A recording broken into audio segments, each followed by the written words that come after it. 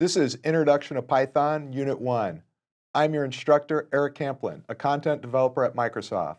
I'm excited to present this course designed for those who are new to programming to ease into learning Python.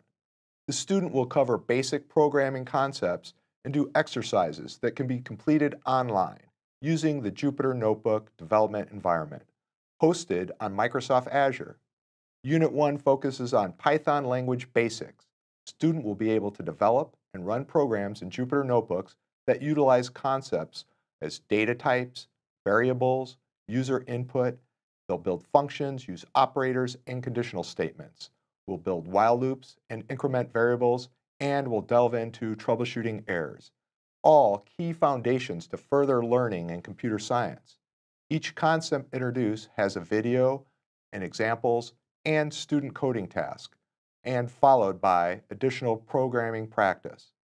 With the modules, there are multiple sections that have knowledge checks and end-of-module coding assignments. At the end, there is a final coding project. For those pursuing the verified certificate, 70% credit is required for passing. Welcome to the course.